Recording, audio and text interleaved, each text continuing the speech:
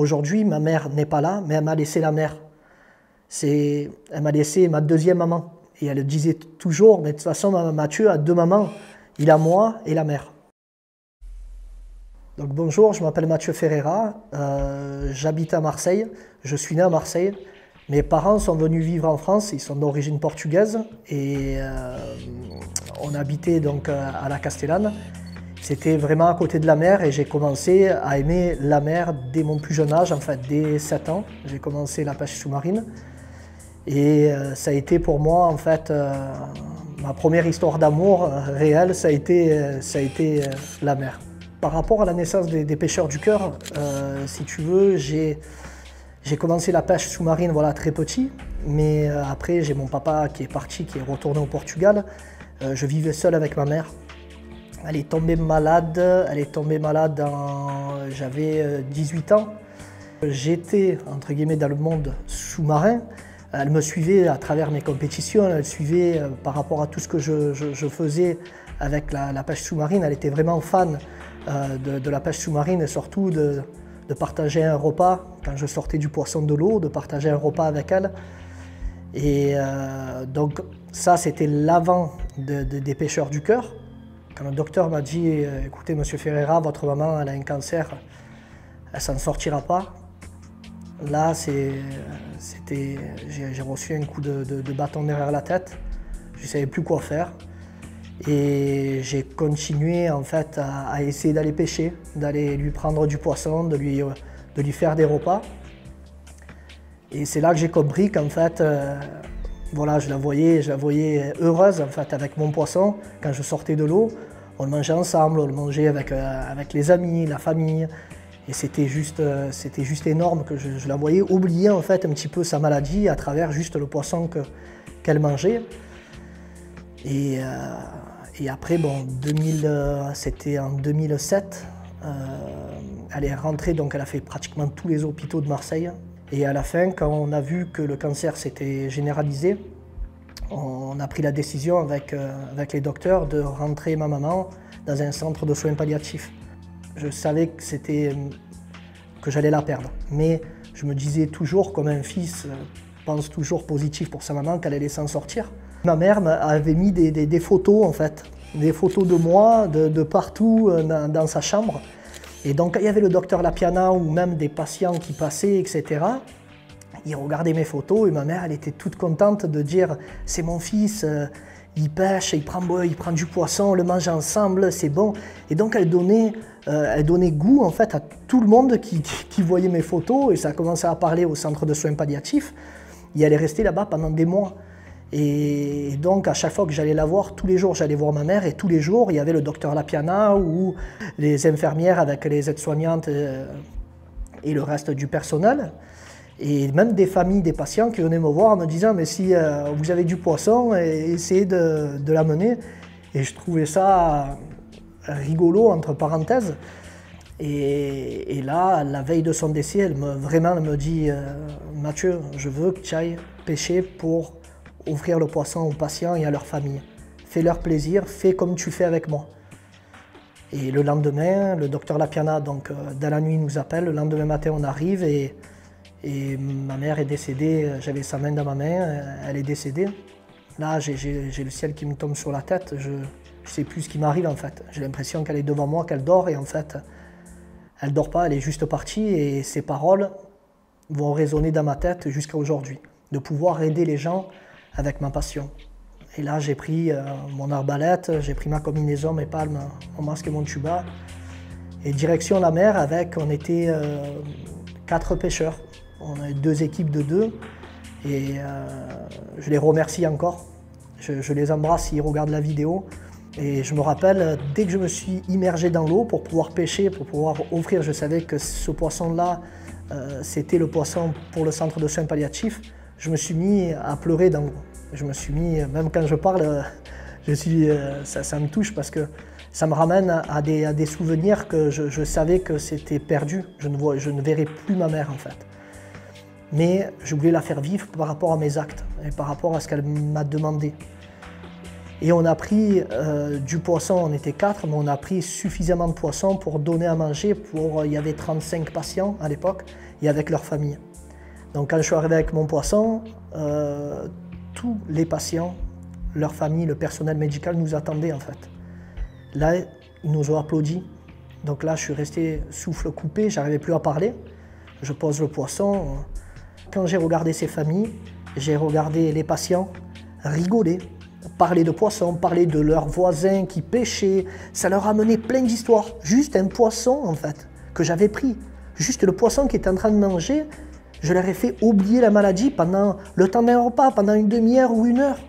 Et moi, je l'ai vécu. C'est pour ça que je suis aussi proche d'eux aujourd'hui. Juste une phrase qu'elle m'a dit, ma mère, j'ai exaucé ses vœux, mais aujourd'hui, je la fais vivre à travers mes actes. Je la fais vivre à travers ce que je fais et ma passion. Aujourd'hui, ma mère n'est pas là, mais elle m'a laissé la mère. Elle m'a laissé ma deuxième maman. Et elle disait toujours, mais de toute façon, Mathieu a deux mamans. Il a moi et la mère. Après, j'ai eu un accident le lendemain de la sortie du centre de soins palliatifs en 2018. C'est vrai qu'à cette époque-là, je faisais 137,5 kg. J'étais dans ma zone de confort depuis le décès de ma maman. Je mangeais beaucoup pour me réfugier dans quelque chose et c'est vrai que j'écoutais pas ma femme, j'écoutais pas les gens qui m'aimaient, mais surtout ma femme qui vit avec moi. On a de magnifiques enfants et elle me disait toujours, Mathieu, fais attention s'il te plaît, fais attention pour ta santé, pour ta santé, pour ta santé. Et je pensais plus à faire plaisir aux gens que de vouloir, entre guillemets, essayer de me trouver mes propres peurs et craintes et de prendre soin de moi pour prendre soin des autres. Et en fin de compte, le lendemain matin, j'avais un journaliste qui travaille pour M6. On devait faire la fin du reportage donc, des Pêcheurs du Cœur pour le centre de soins palliatifs. Et donc je les appelle, j'envoie des messages, etc. D'un coup, des douleurs de partout. Et là, je dis à ma femme, ça va pas, donne-moi un cachet, j'ai des douleurs de partout. Et ma femme, de suite, elle appelle le SAMU, les pompiers, elle appelle ma belle-sœur pour venir récupérer les enfants. Et là, ça arrive tellement rapidement, des douleurs de partout, la nuque. J'ai juste eu le temps de voir le médecin arriver du SAMU et de lui dire « sauve-moi, sauvez-moi ». Et là, de me retrouver, entre guillemets, entre la vie et la mort, et le lendemain que tu fais du bien. Alors tu te dis, mais alors on se dit tous, on est des êtres humains, on se dit, on fait quelque chose de bien et le lendemain, on risque de mourir. Et là, à l'hôpital, grâce à Dieu, ils sont passés par le bras, ils ont pu me poser 2 ressorts. Et ils m'ont dit, Monsieur Ferreira, bon, on va vous mettre en soins intensifs. Et quand j'ai vu ma femme, mes enfants, ma famille venir me voir, etc., je me suis dit, j'ai une chance juste énorme d'être vivant. Docteur Lapiana est venu me voir à l'hôpital et il m'a montré une vidéo. J'étais avec des tuyaux de partout et il me montre une vidéo. C'est un truc de fou ce qui m'arrive, c'est qu'il me montre la vidéo, que les patients, leurs familles, le personnel médical, etc. m'applaudissent et me disent « Merci Mathieu, que la veille, on est parti pêcher pour eux. » Et j'en ai eu les frissons. J'ai dit, j'ai pas le droit de les laisser. Ma femme m'a regardé. Et je disais, mais j'ai pas le droit de laisser ma femme, mes enfants, et de laisser tous ces patients qui ont besoin de moi, qui ont besoin parce que c'est pas fini. J'ai 1 an pour perdre des kilos. J'ai 1 an pour me remettre en condition. J'ai 1 an pour revenir au top de ma forme, pour montrer à ma femme, mes enfants, mes amis qui comptent sur moi, et pour aider un maximum de monde. J'ai pu revenir au bout de 1 an, exactement pile. J'ai refait une sortie pour le centre de soins palliatifs. Et là, quand je suis arrivé sur le bateau, j'étais dans l'eau, j'étais transformé. C'était pour moi un don de Dieu de me dire, tiens, tu es là et tu continues, tu vois. Tu prends soin de toi, maintenant tu peux continuer. Aujourd'hui, j'aide les SDF, je leur fais des repas. Avec qui? On me prépare des repas avec ma femme, avec mes enfants. Je veux dire, je suis l'homme le plus heureux au monde parce qu'aujourd'hui, maintenant, je peux aider et je vais aider un maximum de monde avec ma passion. Pour moi, ça a été juste l'amour que j'ai reçu qui m'a fait progresser, qui m'a fait reprendre connaissance de qui j'étais et une grosse remise en question. Donc aussi, je voudrais remercier donc le Centre de soins palliatifs avec qui je fais des actions depuis 2007. Guéri d'un cancer, Eric avec sa femme qui est juste exceptionnelle, qu'on est en train de monter un montage vidéo pour les enfants malades. On va leur montrer en fait la mer. On va transporter pour moi la mer avec des images magnifiques qui viennent du monde entier, l'amener comme si c'était au creux de notre main à l'hôpital et leur montrer un petit peu ce que je côtoie moi tous les week-ends et ce qu'on côtoie nous les pêcheurs sous-marins. Donc il y a tous les pêcheurs sous-marins dans le monde entier qui ont pu m'envoyer des vidéos et on a fait une grosse vidéo pour leur montrer la faune et la flore sous-marine. Donc ça va être avec l'association Guéri d'un cancer. Et là, je suis en train de monter un autre projet pour des enfants malades et des centres de soins palliatifs avec les Cuistots du Cœur, que j'embrasse aussi. Donc il va y avoir pas mal de monde, il va y avoir pas mal de beaux projets, de projets d'humains et de projets de nature. Et je les remercie vraiment du fond du cœur, toutes les personnes qui m'aident, qui se reconnaîtront à travers, parce que vous êtes tellement nombreux à pouvoir m'aider.